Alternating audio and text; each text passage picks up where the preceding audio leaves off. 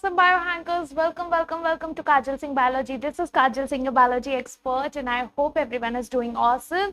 So guys, we are here with our very first lecture और first chapter के साथ yes आरंभ batch का आज हम आरंभ करने जा रहे हैं हमारे इस पहले चैप्टर के साथ, that is the living world. और उसका है आज पहला क्लास जहां पर हम कवर करेंगे diversity in the living world. ये चैप्टर बहुत ही छोटा चैप्टर है, बहुत ही सरल चैप्टर है, सिंपल सा है। 2024 में तो इससे एक भी क्वेश्चन नहीं पूछे गए थे, बट चांसेस हैं कि अगर ये सिलेबस में है तो इसे करना जरूरी है।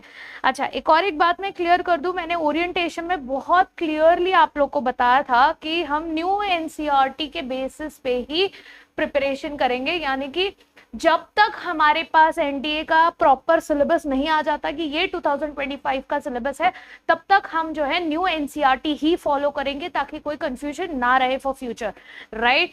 जो भी है, जितना म्यूचुअल टॉपिक्स रहेंगे जो न्यू एनसीईआरटी में, वो तो रहेंगे ही रहेंगे, बट अगर आगे जाके कुछ ऐड होगा तो हम जरूर उसको पढ़ लेंगे, ठीक है।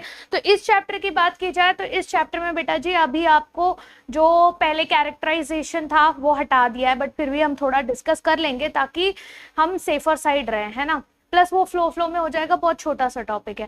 टैक्सोनॉमिक एड हालांकि वो हटा दिया है, 2024 में भी नहीं था तो 2025 में भी नहीं होगा, तो taxonomic aid is the deleted topic, वो हम नहीं करेंगे। जो बच्चे ओल्ड एनसीईआरटी से अभी भी पढ़ रहे हैं उस हिसाब से पढ़िएगा कि आपका कोई प्रॉब्लम नहीं ओल्ड एनसीईआरटी से पढ़ना, बट देख के पढ़िएगा कि आप ज्यादा टाइम ना वेस्ट करें उन टॉपिक्स पे जो कि ऑलरेडी डिलीटेड है, ठीक। चलिए शुरू करते हैं। तो the living world, lecture number 1, diversity in the world. Okay, चलिए।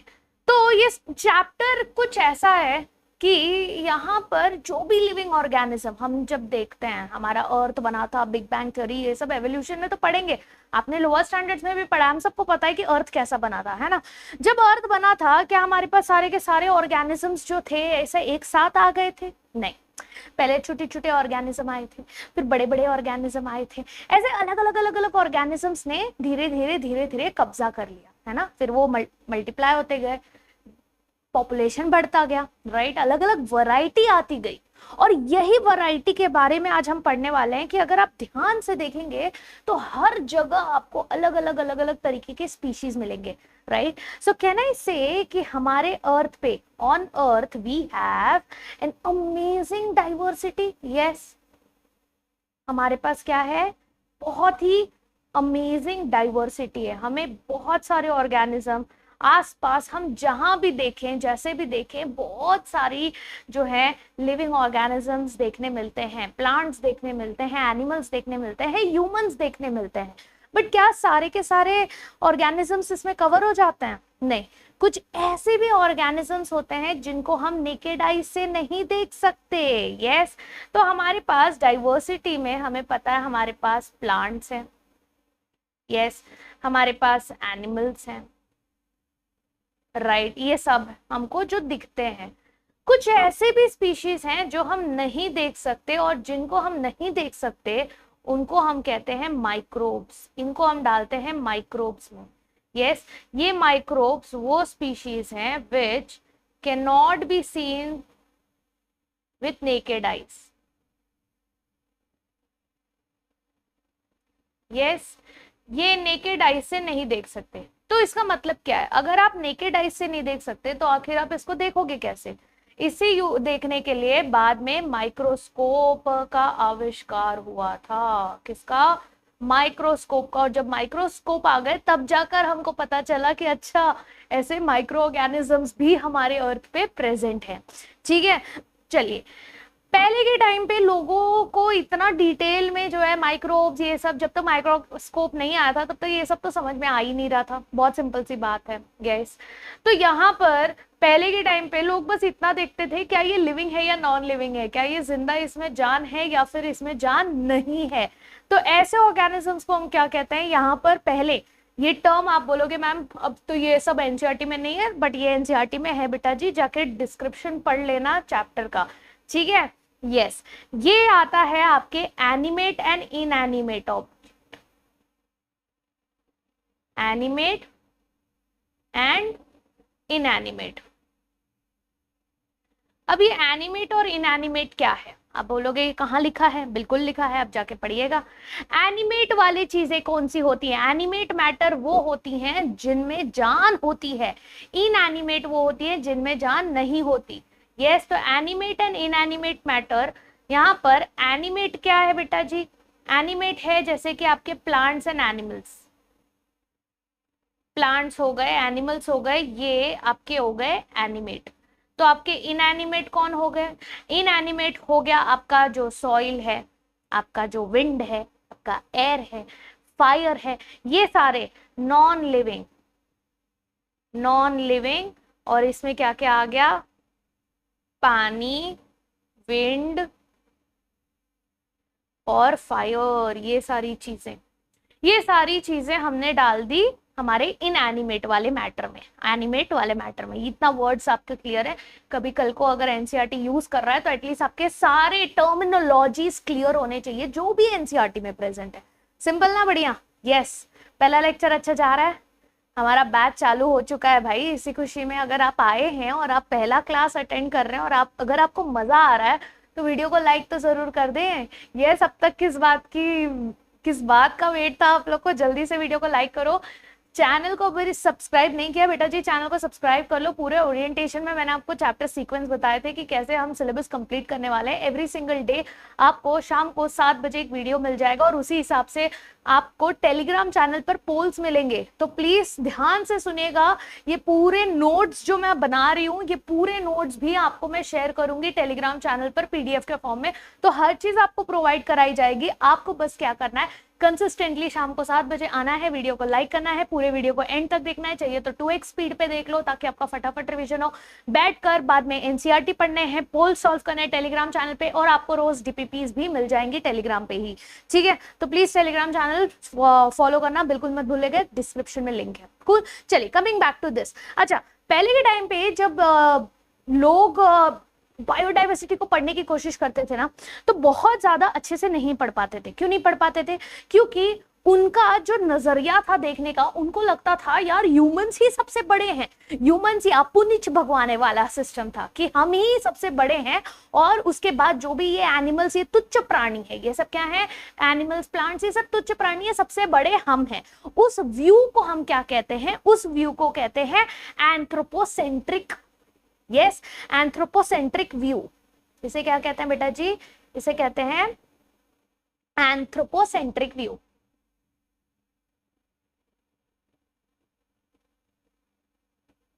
सेंट्रिक व्यू, एंथ्रोपोसेंट्रिज्म आप कह सकते हो इसको, यानी कि अपनिज भगवाने वाला सिस्टम, कि यहाँ पर ह्यूमंस को सेंटर में रखा जाता है, ह्यूमंस को सुपीरियर माना जाता है और बाकी सबको बोला जाता है कि आप तुच्छ प्राणी हैं, है ना? कि ह्यूमंस हैं तो हम जो है एनिमल्स को डोमेस्टिकेट कर सकते हैं, ये सब हमारे ऊपर है, हमसे दुनिया चलती है। तो ऐसे जो है पहले के टाइम पे लोग सोचते थे, जिसकी वजह से हमारे पास बहुत ज्यादा, यस, बहुत ज्यादा लिमिटेड बायोलॉजिकल नॉलेज था। यस, इस वजह से हमारे पास बहुत ज्यादा लिमिटेड बायोलॉजिकल नॉलेज था। अब ये लिमिटेड बायोलॉजिकल नॉलेज था, तो इसको इंप्रूव करने के लिए हम क्या कर सकते हैं? एंथ्रोपोजेनिक व्यू बेटा जी, सॉरी, एंथ्रोपोसेंट्रिक व्यू जो है वो अच्छा नहीं होता है। क्यों? क्योंकि हम ह्यूमंस को हमेशा एक कोने में सुपीरियर रख के बाकी सबको इंफीरियर नहीं कर सकते। हम अगर देखेंगे, हम भी एक इकोसिस्टम का हिस्सा है जहां पर हम भी डिपेंडेंट है उन पे, और ये एक प्रॉपर सिस्टम की तरह चलता है।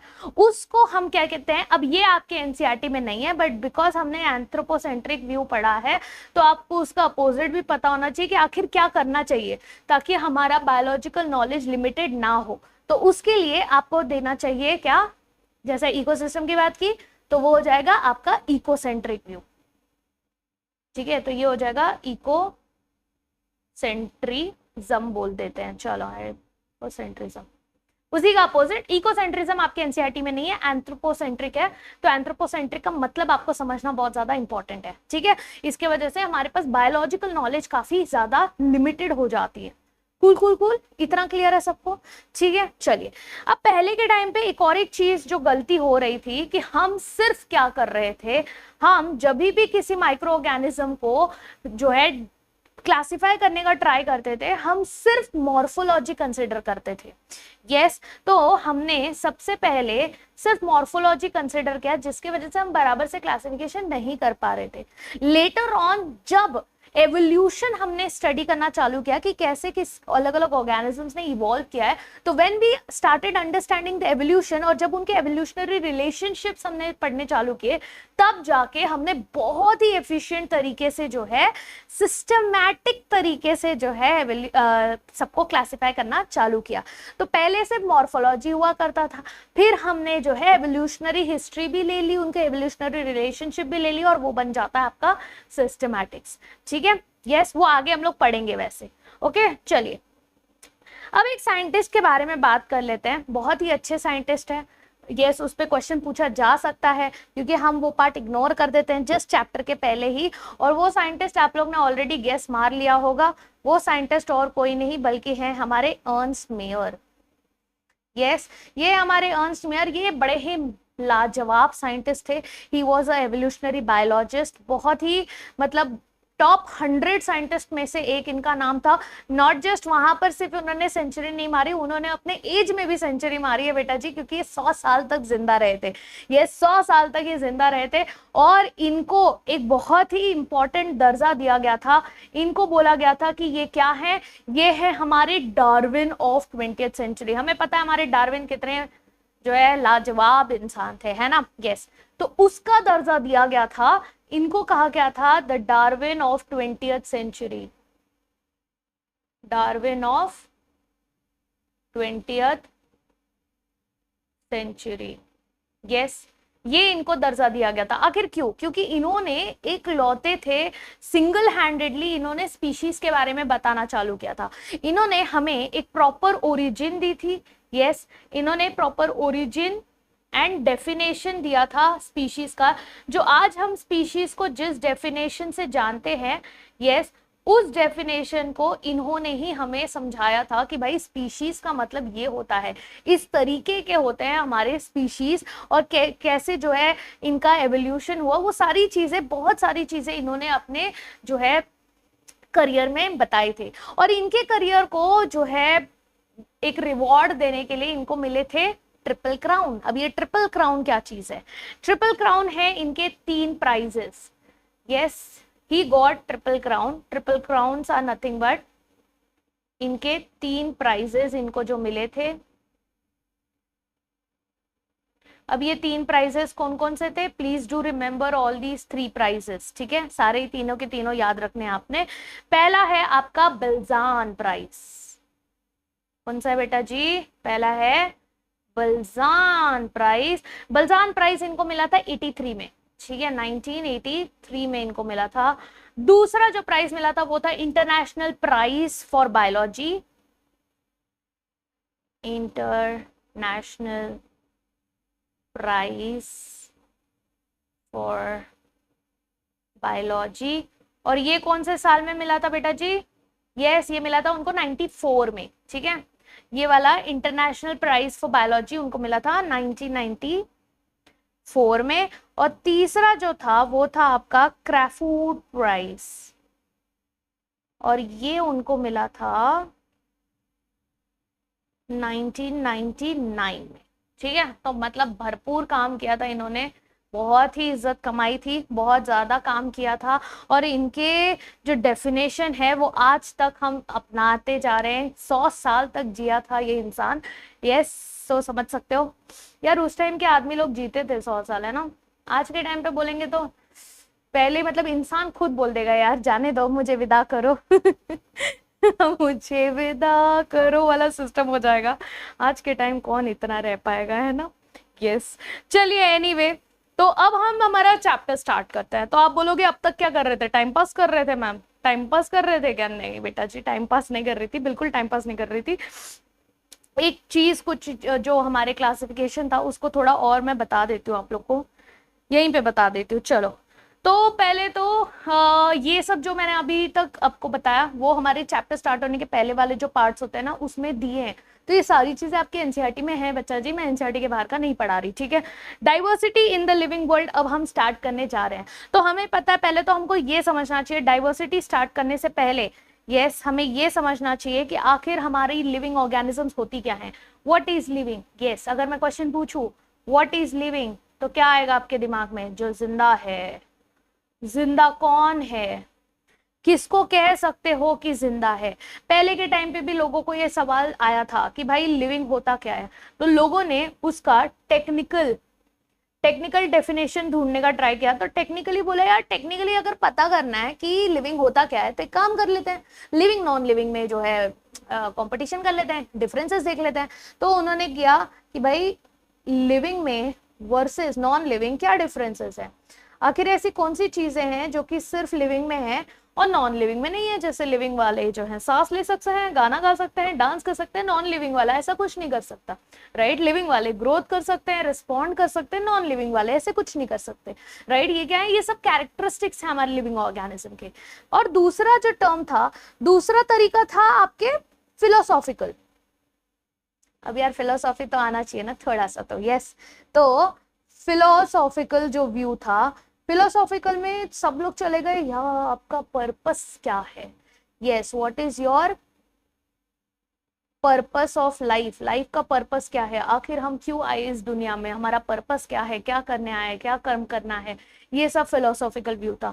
बट डेफिनेटली हम साइंटिस्ट लोग हैं, है ना, हम साइंस पढ़ते हैं, हम तो टेक्निकल व्यू के तरफ ही जाएंगे कि आखिर ये टेक्निकली हम कैसे बता सकते हैं कि लिविंग क्या है, नॉन लिविंग क्या है। और उस बेसिस पे बेटा जी आपके पास आ जाते हैं कैरेक्टरिस्टिक्स, उस बेसिस पे हमारे पास आ जाते हैं various characteristics of living beings, ठीक है। तो आखिर क्या है कैरेक्टरिस्टिक्स आपके लिविंग थिंग्स के। पहला, क्या हम ग्रोथ कर सकते हैं, बिल्कुल जी हाँ, हमारे अंदर ग्रोथ होता है, हमारा मास इंक्रीज होता है, हमारा साइज इंक्रीज होता है, और हम सब के सब सेल से बने हुए हैं, यानी कि हमारे पास सेलुलर ऑर्गेनाइजेशन भी है। क्या है, सेलुलर ऑर्गेनाइजेशन भी है। क्या नॉन लिविंग के पास ये सब है, कतई ना। They are not made up of cells, we are made up of cells, we grow, we multiply, यानी कि we also reproduce, yes हम reproduce भी करते हैं, हम एनर्जी को यूज भी कर सकते हैं, बना भी सकते हैं। तो यहाँ पर हम आ जाते हैं कि we also do metabolism। Metabolism क्या है बेटा जी, मेटाबॉलिज्म है केमिकल रिएक्शंस जो आपके बॉडी में होते रहते हैं, यस चाहे वो एनाबॉलिज्म हो या कैटाबॉलिज्म हो। व्हाट इज मेटाबॉलिज्म, अगर सिंपल चीजों से कॉम्प्लेक्स चीजें बन रही है, जैसे अमीनो एसिड्स ले लिया, अमीनो एसिड से आपके प्रोटीन बन रहे हैं, तो ये हो गया सिंपल टू कॉम्प्लेक्स की जर्नी, इसको कहते हैं एनाबॉलिज्म। और जब कॉम्प्लेक्स, जैसे आपने कुछ कॉम्प्लेक्स शुगर खाया और उसको आप तोड़ के डाइजेस्ट कर रहे हो, सिंपल कर रहे हो, तो उसको कहते हैं हम कैटाबॉलिज्म। तो ये सारे एनाबॉलिज्म कैटाबॉलिज्म की सारी रिएक्शंस हमारे बॉडी में होते हैं, और इनको हम क्या कहते हैं, इनको हम कहते हैं all together we call it as metabolism. Clear, done. तो ये कुछ कैरेक्टरिस्टिक्स हो गए बराबर। We can reproduce, we can obtain and use energy, there are different level of organisations जो हमारे इसमें प्रेजेंट होता है। हम सेल से बने हैं, टिश्यूज, फिर टिश्यूज बनते हैं, ऑर्गन बनते हैं, ऑर्गन सिस्टम बनते हैं, राइट, ये सारी चीजें होती हैं। We can also respond, that means we also have consciousness, we can also respond to the आगे पीछे का stimuli, yes we can grow, we can develop, ये सारी चीजें हम कर सकते हैं, ठीक है। yes डिफरेंट लेवल पे हमारा ऑर्गेनाइजेशन होता है, ठीक है। चलो इतना तो पॉइंट्स हमने कैरेक्टराइजेशन कर लिया कि भाई हम क्या क्या चीजें कर सकते हैं। अब आते हैं डाइवर्सिटी पे, ठीक है। ये तो हमने समझ लिया कि लिविंग क्या है, कैसे हैं, बहुत सारे वैरायटीज मिलते हैं, कुछ ऐसे भी मिलते हैं जो एक्सट्रीम कंडीशन में रहने वाले माइक्रोब्स होते हैं, राइट, जैसे कि हैलोफिल्स, थर्मोफाइल्स, ये सब हम नेक्स्ट चैप्टर में पढ़ेंगे। यहाँ पर अब बात करते हैं कि आखिर हमारी डाइवर्सिटी जो है, इतने सारे ऑर्गेनिज्म है, तो कितने सारे ऑर्गेनिज्म है बेटा जी, तो नंबर ऑफ स्पीशीज की बात की जाए तो हमारे पास है 1.7 टू 1.8 मिलियन स्पीशीज, यानी सिंपल स्पष्ट भाषा में बोलूं तो 17 लाख से 18 लाख स्पीशीज जो है हमने आइडेंटिफाई किए, डिस्क्राइब किए। इसका मतलब ये नहीं सिर्फ इतना ही प्रेजेंट है अर्थ पे, ऐसे हो सकता है कि और भी ऐसे स्पीशीज हो जो हमको पता ही ना हो, जो अभी तक हमने डिस्क्राइब ही ना किए हो। तो फिलहाल हमारे पास कितने हैं, 1.7 टू 1.8 मिलियन।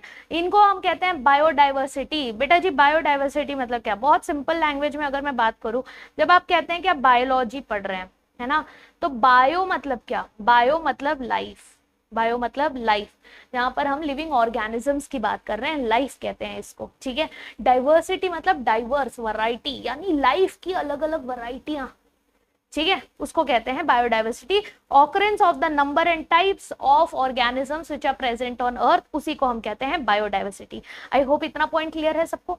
यस अब इतने सारे बायोडाइवर्सिटी को आखिर पढ़ें कैसे, कैसे पढ़ें, क्योंकि देखो अब इतने सारे ऑर्गेनिजम्स हैं, इतने सारे ऑर्गेनिजम्स को नामकरण तो करना पड़ेगा ना।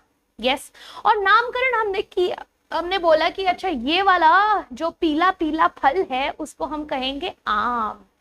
यस ये जो दौड़ रहा है उसको कहेंगे शेर, राइट। हम जो चल फिर रहे हैं बहुत सुपीरियर लोग, हम जो हैं क्या है, बड़े लोग, हम हैं ह्यूमन बीइंग्स। ऐसे हमने अलग अलग क्लासिफिकेशन किया। तो ये जो millions of plant and animals की जो बात हो रही है वर्ल्ड में, yes we know these plants and animals in our own area, और इन सबको हम पहचानते हैं लोकल नेम से। इन सबको हमने लोकल नेम दे दिया है ना, जैसे हम कहेंगे कद्दू, आलू, कहीं कहेंगे बटाटा, कहीं कहेंगे गोलगप्पे, कहीं कहेंगे पानी पूरी, यस कहीं पे कुछ और पुचका कहेंगे। तो ये क्या है, ये लोकल नेम्स है। सबने अलग अलग जगह पर अलग अलग चीजों के लोकल नेम्स दे दिए। बट मेरे को बताओ साइंटिफिक लेवल पे क्या ये फेयर है कि आप सबको, सारे ऑर्गेनिज्म को लोकल नेम से जानो? तो कल को अगर जगह जगह पर अलग अलग रिसर्च होगा तो आखिर हम कैसे समझेंगे कि कौन किसके, मतलब अपने भाषा में बात कर रहा है, हमको कैसे पता चलेगा कि वो किस ऑर्गेनिज्म के बारे में बात कर रहा है, राइट। तो इसीलिए लोकल नेम्स हटाकर बहुत ही ज्यादा इंपॉर्टेंट था एक मेथड को स्टैंडर्डाइज करना, कि भाई ये स्टैंडर्ड मेथड है और इसी तरीके से हमने क्या करना है, एक पर्टिकुलर ऑर्गेनिज्म का नामकरण करना है। आपको पेट नेम रखना है, लोकल नेम रखना है, आप रखिए, बट एटलीस्ट आप उसका साइंटिफिक नेम भी आपको जानना पड़ेगा। तो ये local names would vary from place to place, और इसीलिए कंट्री टू कंट्री भी वैरी कर सकता है। इसीलिए taxonomy helps to categorize organisms so we can more easily communicate biological informations. Yes, taxonomy तो क्लासिफिकेशन की बात आ गई। क्लासिफिकेशन से पहले ही नॉमेनक्लेचर बहुत इंपॉर्टेंट था बेटा जी, कि यार ये लोकल नेम्स जो हैं, इतने सारे लोकल नेम हैं, ये लोकल नेम्स को पढ़ने के लिए, इतने सारे ऑर्गेनिजम्स को थोड़ा इजी आउट करने के लिए हमारे एक साइंटिस्ट थे, यस जिनका नाम मैं बताऊंगी, कैरलस लीनियस। यस इन्होंने बोला यार लोकल नेम्स तो नहीं चलेगा, ठीक है, लोकल नेम्स हमको नहीं चलेंगे, तो लोकल नेम्स हटाना है, यस और स्टैंडर्डाइज करना पड़ेगा। यस क्या करना पड़ेगा, हमें स्टैंडर्डाइज करना पड़ेगा, किस चीज को, नेमिंग सिस्टम को, स्टैंडर्डाइज द नेमिंग सिस्टम। और इस सिस्टम को जो हम नामकरण को स्टैंडर्डाइज करते हैं उसको हम कहते हैं नॉमेनक्लेचर। क्या कहते हैं बेटा जी, हम कहते हैं उसको नॉमेनक्लेचर, कि अब आप जो है नामकरण करिए हर एक ऑर्गेनिज्म का, ठीक है।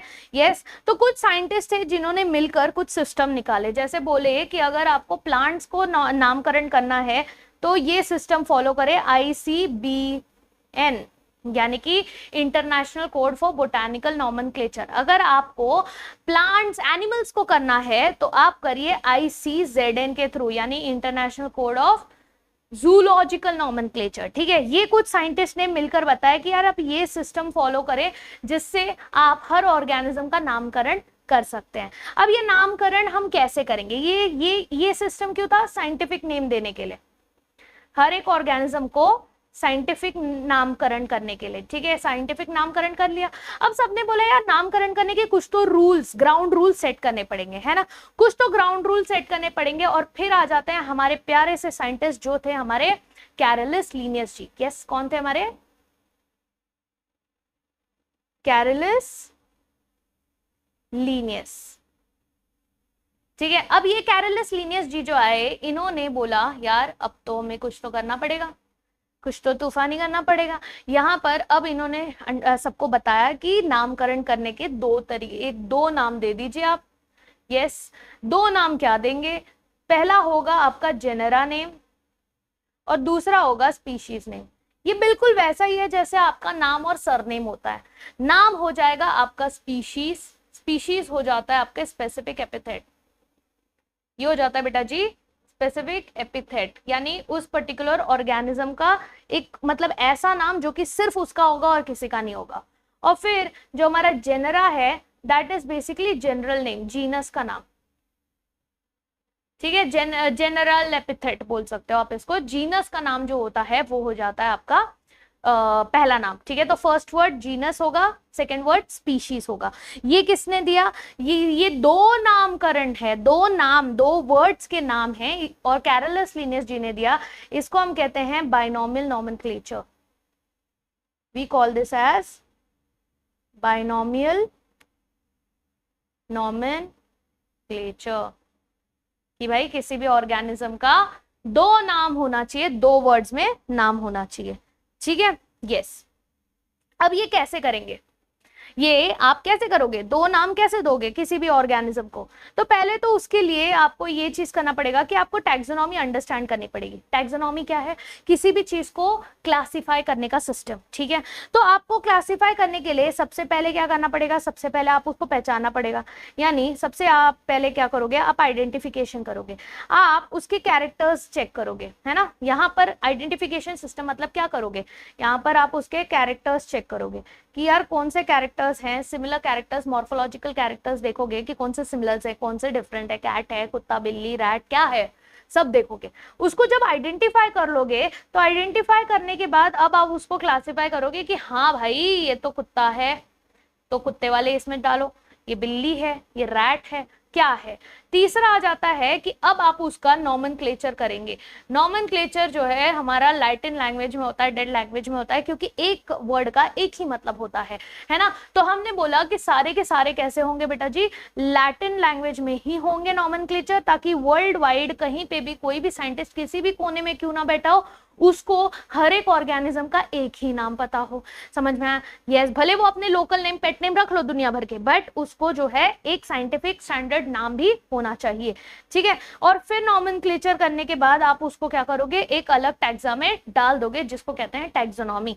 ठीक है, यस, अरे क्लियर। चलिए, आइडेंटिफिकेशन सिस्टम में देखो क्या हो रहा है। आइडेंटिफिकेशन सिस्टम में यहां पर ऑर्गेनिज्म को रिकॉग्नाइज किया जा रहा है। क्या किया जा रहा है? ऑर्गेनिज्म को हम रिकॉग्नाइज कर रहे हैं from other by already known organism and it is assigned to a particular taxonomic group, जिसको कहते हैं आइडेंटिफिकेशन। जैसे आप ये इसको देखकर आप देख सकते हो यहाँ पर, है ना, हमें अमीबा दिख रहा है, हमें यूग्लिना दिख रहा है, हमें पैरामीशियम दिख रहा है, फ्रॉग दिख रहा है, बैक्टीरिया दिख रहा है, यस हमारे पास जो है प्लांट है। ये सब क्या है? ये अलग अलग हमने क्या किया? आइडेंटिफिकेशन किया। आखिर ये किस कैटेगरी में आता है? क्या है ये? क्या ये माइक्रोब है? क्या ये जो है बड़ा प्लांट है जो मूव नहीं कर रहा, जिंदा है? क्या ये ह्यूमन बीइंग है? क्या है? और वो सब करने के बाद फिर हम करने जाते हैं इसका नामकरण। फिर उसके बाद हम करने जाते हैं नामकरण यानी nomenclature. So what is nomenclature? भाई there was a need to standardise the naming system. Yes, कि हर पर्टिकुलर ऑर्गेनिज्म का एक ही नाम होगा, same name all over the world. Yes, same name all over the world, that was the motive. इसी को कहते हैं nomenclature.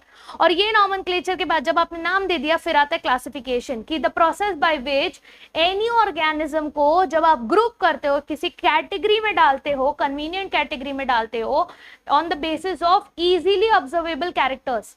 Now easily observable characters मतलब क्या? आप इसकी मॉर्फोलॉजी को स्टडी करते हो। क्या करते हो? इसकी मॉर्फोलॉजी को स्टडी करके आप देखते हो कि यार इजीली जो भी हम देख सकते हैं, दो हाथ है, दो पैर है, एक आंख है, एंटीना है या नहीं है, काइटिनस एक्सोस्केलेटन है या नहीं है, हर आपके अपीयरेंस को देख के। ठीक है, to study all these points, characters of organisms are necessary to be used, so use of characters for description of organism is called as characterization. जब आप इन characters का use करते हो और जैसा मैंने बोला ना, हाथ, दो हाथ है, दो पैर है, कैसा है, उसको हम कहते हैं characterization. Clear everyone? Yes. For plants scientific name system दिया था, बहुत सारे साइंटिस्ट लोग ने मिलकर डिसाइड किया था, ICBN, international code for botanical nomenclature. Yes, और वहीं पर हमारा दूसरा जो आ जाता है वो है international code of zoological nomenclature, ICZN. ठीक है, क्या है दूसरा वाला हमारा? International code of zoological nomenclature. ठीक है, ये आपको याद रखना है. क्या इसका मतलब है प्लांट्स और एनिमल्स के लिए ही हुआ था ये चीज? नहीं, वैसे हमारे वायरस के लिए भी हुआ था, बैक्टीरिया के लिए भी हुआ था, बट आपके एनसीईआरटी में ये दो मेंशन्ड है, तो आपके ये दो एब्रिविएशंस आपको याद होने चाहिए. ठीक, ओके. चलिए अब बात करते हैं सिस्टमैटिक्स की. तो जैसे मैंने बोला ना बेटा कि पहले के टाइम पे सिर्फ मॉर्फोलॉजी को ध्यान दिया जाता था, सिर्फ मॉर्फोलॉजी पढ़ा जाता था, बट सिर्फ मॉर्फोलॉजी नहीं पढ़ना ना, हमने उसकी एवोल्यूशनरी हिस्ट्री भी जब समझनी चालू कर दी, एवोल्यूशनरी रिलेशनशिप जब ऑर्गेनिजम्स के बीच में समझना चालू कर दिया, तो और इजी हो गया हमको सर्टेन ऑर्गेनिजम्स को अलग अलग कैटेगरी में बांटना. और जब आप आइडेंटिफिकेशन करते हैं, यस, जब भी आप आइडेंटिफिकेशन करते हैं, उनका नामकरण करते हैं, उनको क्लासिफाई करते हैं, प्लस ये तो टैक्सोनॉमी हो गया जो हमने स्टडी किया, बट जब आप इस टैक्सोनॉमी को मिला देते हैं उसके हिस्ट्री ऑफ एवोल्यूशन से, उन ऑर्गेनिजम्स की एवोल्यूशनरी रिलेशनशिप से, फाइलोजेनी से, जिसको कहते हैं फाइलोजेनी, तब हम उसको कहते हैं सिस्टमैटिक्स. यानी आप कह सकते हो एक सिस्टमैटिक तरीका किसी ऑर्गेनिज्म को क्या करने का, आइडेंटिफाई करने का. So systematics is a branch of science dedicated to identify, describe and most importantly explain the biological diversity in terms of evolutionary relationship among the organism. भाई एवोल्यूशनरी रिलेशनशिप आ गया मतलब सिस्टमैटिक्स. तो आप ये कह सकते हो कि सिस्टमैटिक्स का मतलब है टैक्सोनॉमी प्लस फाइलोजेनी. सो आपका यहाँ पर देख लीजिए, टैक्सोनॉमी, सिस्टमैटिक्स, क्लासिफिकेशन, ये सब जो है सिनोनिमसली यूज होता है, but technically they are not the same. हम कहते हैं सिस्टमैटिक्स है, अच्छा क्लासिफिकेशन सिस्टम है, टैक्सोनॉमी अरे क्लासिफिकेशन सिस्टम है, और क्लासिफिकेशन सिस्टम है, अरे क्लासिफिकेशन सिस्टम है, बट भाई सब सेम नहीं है. क्लासिफिकेशन सिस्टम मतलब आपने सिर्फ बेसिक कैरेक्टरिस्टिक्स देख लिया, क्लासिफाई कर दिया. ठीक है, टैक्सोनॉमी मतलब क्या कि आपने उसका क्लासिफिकेशन भी किया, उसका आइडेंटिफिकेशन भी किया, और उसको बाइनोमियल नॉमेनक्लेचर के हिसाब से नामकरण भी किया. ठीक है, फिर आते हैं, अगर आपने उसमें उसका एवोल्यूशनरी रिलेशनशिप भी देखा तो उसको आप कहोगे सिस्टमैटिक्स. तो मेजर कौन सा है हमारा, बेस्ट वाला सिस्टमैटिक्स. ठीक है, अब आते हैं नामकरण पे. तो बाइनोमियल नॉमेनक्लेचर किसने प्रपोज किया था बेटा जी? बाइनोमियल नॉमेनक्लेचर प्रपोज किया था हमारे कैरोलस लिनियस जी ने, है ना. उनका एक बुक था सिस्टमा नेचुरे एंड स्पीशीज प्लांटरम. सिस्टमा नेचुरे आपके इसमें है, एनसीईआरटी में मेंशन्ड है. दो टर्म उन्होंने बोला, हर एक लिविंग ऑर्गेनिज्म को दो टर्म में दो नाम देंगे, एक नेम और एक सरनेम. नेम हो जाएगा उनका स्पेसिफिक एपिथेट, सरनेम हो जाएगा जेनेरिक नेम. ठीक है, सो बेसिकली ये सब क्या है, दिस इज योर स्पीशीज और ये है आपके जीनस नेम, ये है आपका जीनस नेम, जेनरा जिसको हम कहते हैं. तो ये आपके दो नाम हो जाएंगे, सबसे पहला जीनस आएगा, दूसरा आएगा आपका स्पीशीज. ठीक, समझ में आया. अब इनके कोई ग्राउंड रूल्स थे, ऐसा नहीं कि कैसे भी नाम रख दिया, बस आपने नाम रखना है, नामकरण कर दिया, नहीं. इनमें कुछ ग्राउंड रूल्स हैं जो हमने फॉलो करने हैं. ग्राउंड रूल्स क्या हैं बेटा जी? ग्राउंड रूल्स ये हैं, जैसे अभी समझो, मुझे यहीं पर लिखना है इनका साइंटिफिक नेम. ठीक है, तो एक साइंटिफिक नेम ले लेते हैं मैंजीफेरा इंडिका. तो देखो आपने कुछ नोटिस किया, मैंने पहले जीनस नेम लिखा मैंजीफेरा, ये क्या है, ये मेरा जीनस नेम है. ठीक है, दूसरा मैंने इंडिका लिखने जा रही हूं जो कि है मेरा स्पीशीज नेम. क्या सिर्फ इतना काफी है? नहीं, एक और एक चीज नोटिस करना, मैंने एम यहां पर कैपिटल रखा है, यानी कि जब भी आप जीनस नेम लिखोगे तो उसका फर्स्ट लेटर कैपिटल होगा. ठीक है, यहाँ पर स्पीशीज का नाम लिखते समय मैंने आई को स्मॉल लेटर में लिखा है. ये है आपका नेक्स्ट रूल कि आपका स्पीशीज आई होगा. अच्छा, एक और एक चीज, जब भी आप नामकरण करते हैं आपको ये सारे नाम कैसे रखने पड़ेंगे? ये सारे नाम आपको लैटिन में रखने पड़ेंगे. ठीक है, ये सारे नाम लैटिन में रखने पड़ेंगे, लैटिनाइज्ड लैंग्वेज ही यूज करना है आपने, ताकि हर ऑर्गेनिज्म का एक पर्टिकुलर नाम ही हो, से ज्यादा नहीं होना चाहिए। तो मैंजीफेरा इंडिका लैटिन में आ गया आपका, ठीक है, लैटिनाइज्ड नेम हो गया। दूसरा हो गया एक जीनस होगा, एक स्पीशीज होगा। तीसरा आ गया कि जीनस का फर्स्ट लेटर कैपिटल होगा, स्पीशीज का फर्स्ट लेटर स्मॉल होगा। अब जब आप इसको हैंड राइट करते हैं बेटा जी, यस, जब आप इसको हैंड राइट करते हैं, अरे जब भी आप इसे हैंड राइट करते हैं तो आपने क्या करना है, इसे सेपरेटली अंडरलाइन करना है। ध्यान देना, सेपरेटली अंडरलाइन करना है, एक साथ अंडरलाइन नहीं करना है, सेपरेटली अंडरलाइन करना है, ठीक है। अच्छा, तो सबने बोला यार व्हाट इफ हम टाइप कर रहे हैं तो भी अंडरलाइन करें? नहीं, अगर आप उसको टाइप करके लिख रहे हो तो आपको इटैलिक्स में लिखना होगा। अगर आप टाइप कर रहे हो तो आपने इटैलिक्स यूज करना है फॉन्ट, अगर आप लिख रहे हो तो आपने सेपरेटली उसको अंडरलाइन करना है, एज सिंपल एज दैट, ठीक। चलो, अब कैरोलस लिनियस ने बोला थोड़ा साइंटिस्ट को भी इंपॉर्टेंस दे दो, तो इट वाज अ चॉइस कि अगर आप ये भी देखना चाहते हैं कि इसका नामकरण किसने किया है ना, जैसे आप अपने पेरेंट्स को भी इंपॉर्टेंस देते हो ना कि आपका नामकरण किया है, उनका भी नाम आता है, राइट। तो यहाँ पर भी साइंटिस्ट का भी नाम जो है आपके साइंटिफिक बायनॉमियल नोमेनक्लेचर के साथ लिया जा सकता है। जैसे कैरोलस लिनियस जी ने मैंजीफेरा इंडिका यानी हमारे आम को नाम दिया था कि मैंजीफेरा इंडिका कहेंगे आज से हम इसे, राइट, जहां पे मैंजीफेरा जीनस था, इंडिका उसका स्पीशीज था। उसके बाद उन्होंने लिखा मेरा भी नाम आना चाहिए एब्रिवेटेड फॉर्म में, तो हमने लिख दिया वहां पर LINN, लिनियस जी का LINN डाल दिया हमने उधर, ठीक है, LINN। अब यहां पर भी आपको कुछ चीजें नोटिस करनी है। नोटिस ये करनी है कि क्या मैं इसको भी अंडरलाइन करूं? क्वेश्चन तो आना चाहिए आपके दिमाग में। यस, जल्दी से लेट मी नो कि क्या हम इसको भी अंडरलाइन करेंगे? यस, नहीं करेंगे। साइंटिस्ट के नाम को अंडरलाइन आप नहीं करोगे, आप सिर्फ यहां पर अंडरलाइन करोगे। जब आप इसमें लिखोगे, क्या बोलते हैं, टाइप करोगे, तो आप इसको इटैलिक्स करोगे, इसको नॉर्मल रखोगे, ठीक है। प्लस फर्स्ट लेटर इनका भी कैपिटल होगा, भाई नाम है, नाउन है, ऑब्वियसली यहाँ पर कैपिटल होगा, ठीक, क्लियर। इस तरीके से आप जो है नॉमेनक्लेचर करते हैं, इस तरीके से आप ऑर्गेनिज्म का नामकरण करते हैं। Is this clear? I am sure बहुत सारे बच्चों को ये वाला पॉइंट तो बिल्कुल नहीं पता होगा, क्योंकि एनसीईआरटी में ये कहीं पे भी मेंशन नहीं है। हालांकि ये एग्जाम्पल जरूर मेंशन है and they have left it on you कि आप अंडरस्टैंड कर लो। तो आप देखना एनसीईआरटी में ये इटैलिक्स में होगा, बट ये नॉर्मल होगा, ठीक है।